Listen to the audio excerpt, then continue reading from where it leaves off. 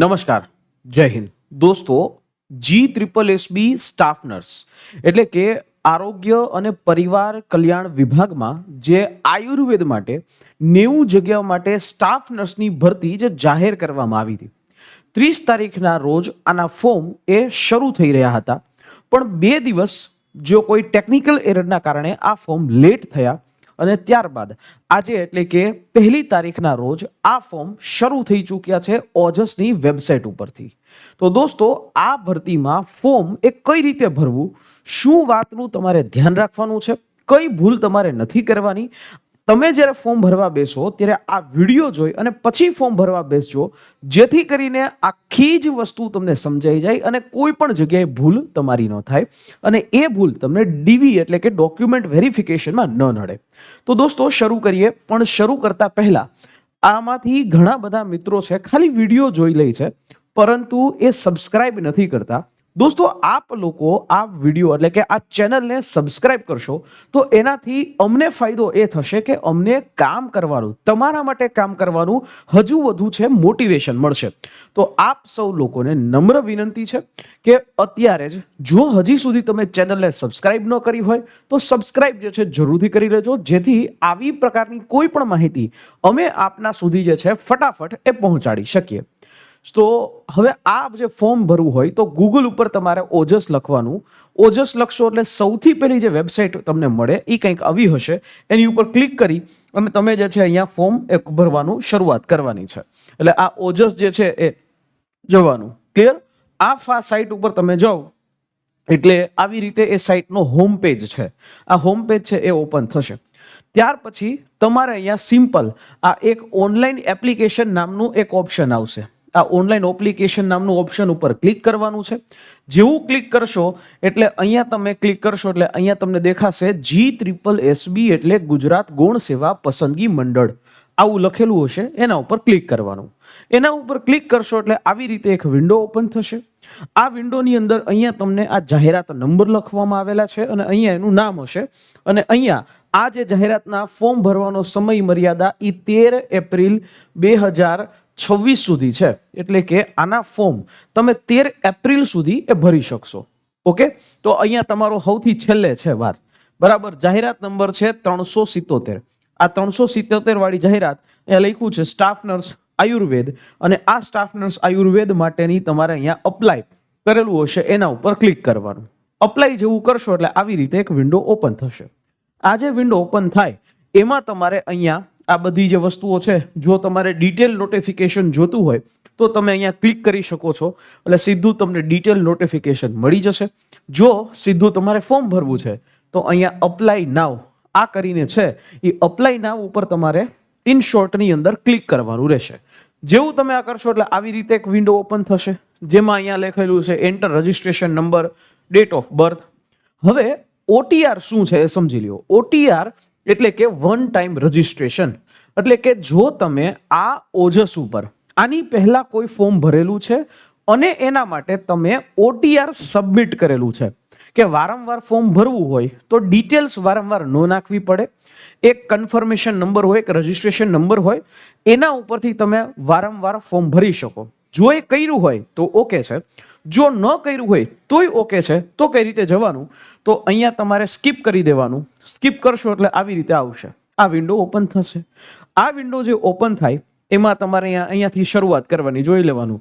અહીંયા staff nurse Ayurveda આ રીતે છે. હવે જોજો મારા મિત્રો કે અહીંયા તમને ટાઇટલ મિસ્ટર, મિસિસ જે કંઈ પણ તમે હોય એ, પછી અહીંયા તમારું સરનેમ, અહીંયા તમારું ફર્સ્ટ નામ એટલે પૂરું નામ, જે તમારું નામ છે એ, અહીંયા ફાધર અથવા તો હસબન્ડનું નેમ. જે બહેનો મેરિડ છે એના કિસ્સામાં હસબન્ડનું નેમ નાખવાનું. જે બહેનો છે એ હજી મેરિડ નથી એમના કિસ્સામાં ફાધરનું નામ, પિતાનું નામ લખવાનું. આ લખી અને અહીંયા તમારા મમ્મીનું નામ, મધર્સ નેમ છે નાખી દેવાનું. ત્યાર પછી અહીંયા જેન્ડર જે છે એ નાખી દેવાની, અહીંયા ડેટ ઓફ બર્થ છે એ સબમિટ કરી દેવાની. અહીંયા તમારે મેરિટલ સ્ટેટસ છે એ તમારે આપવાનું. મેરિડ હોય તો મેરિડ, અનમેરિડ હોય તો અનમેરિડ, અને જે કંઈ પણ હોય સેપરેટેડ હોય તો સેપરેટેડ, આ રીતે લખી દેવાનું.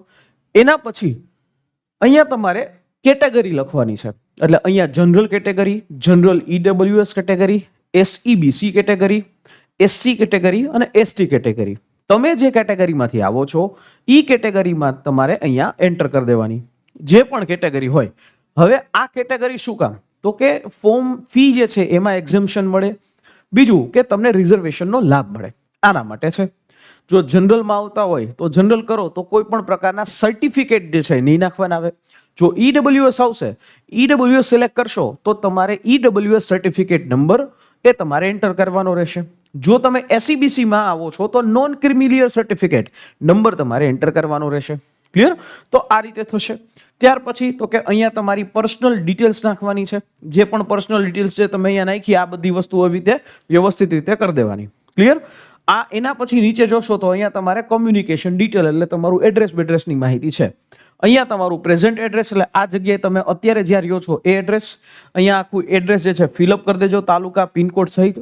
એવી જ રીતે અહીંયા તમારું પરમેનન્ટ એડ્રેસ છે એ પરમેનન્ટ એડ્રેસ તમારે નાખી દેવાનું.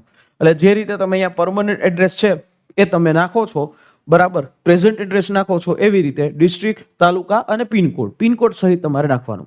હવે આ વસ્તુ કરવાથી શું ફાયદો?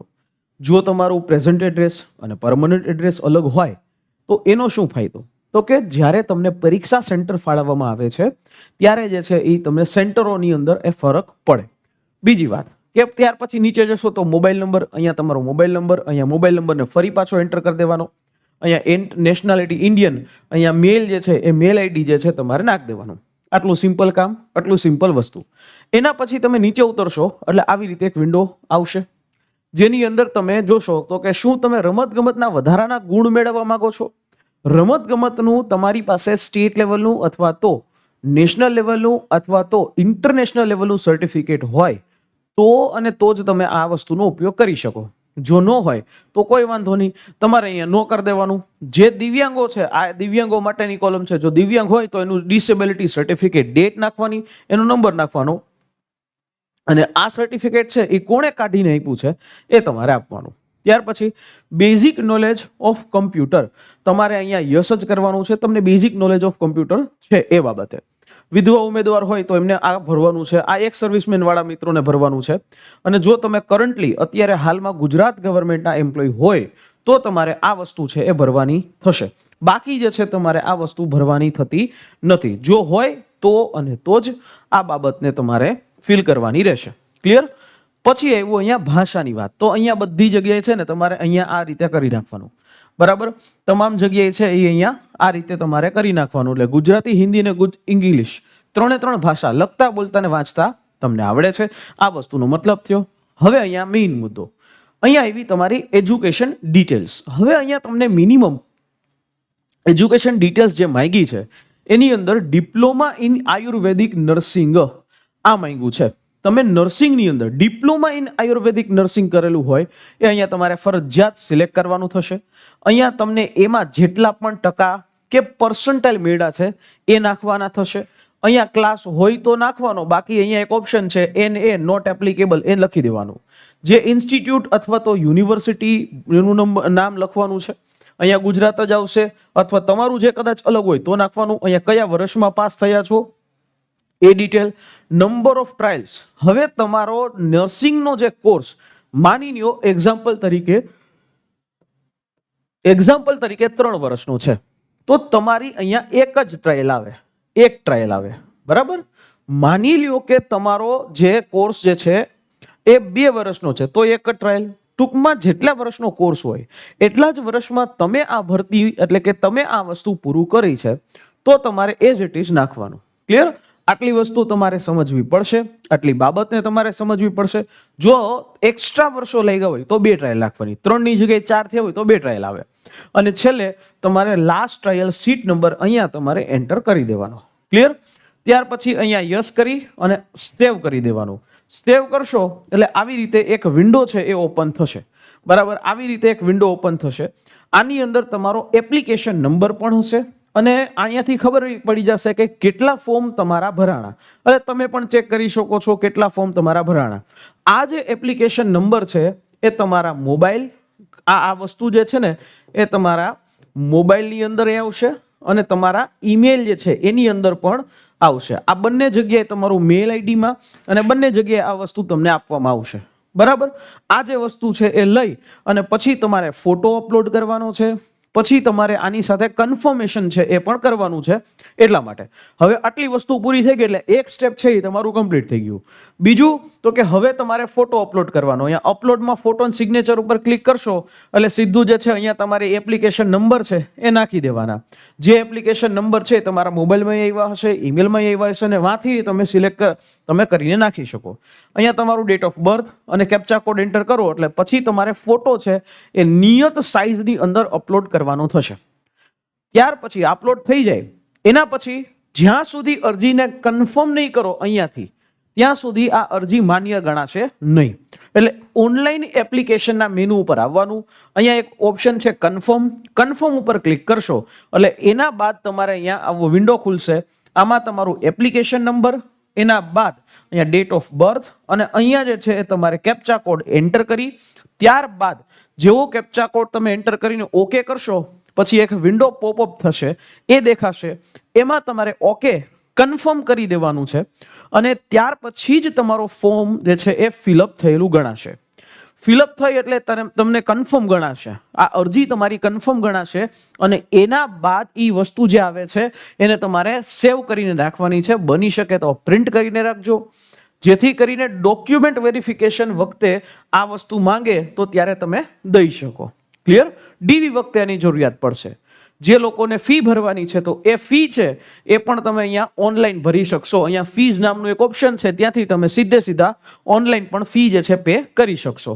બરાબર આવી રીતે આવશે. સિલેક્ટ એડવર્ટાઇઝમેન્ટ નંબર, કન્ફર્મેશન, અહીંયા પ્રિન્ટ પણ કરવું હોય એપ્લિકેશન ફોર્મ તો પણ અહીંયા તમે આ રીતે એ કરી શકશો. ક્લિયર છે? તો આવી રીતે છે આખી પ્રોસેસ છે. હવે અહીંયા એકેય સ્ટેપમાં ભૂલ થશે અથવા તો ડિટેલ ખોટી નખાશે તો એનું ભુગતાન તમારે ડીવી વખતે કરવાનું થશે.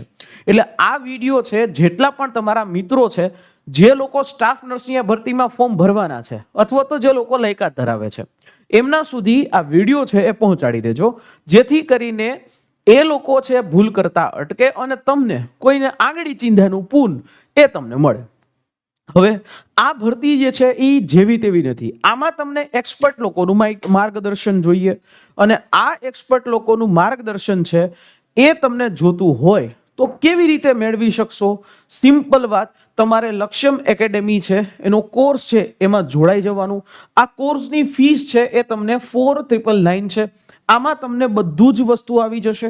તમને આની અંદર topic test, mock test, lectures અને આખી જ 210 માર્કની તૈયારી તમે ઘર બેઠા જોબ કરતાની સાથે કરી શકશો અને એ પણ માત્ર નજીવા દર ઉપર.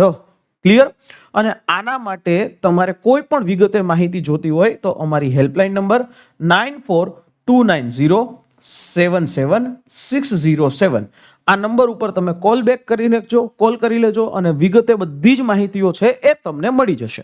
આશા રાખું આ માહિતી તમને સમજાઈ હશે.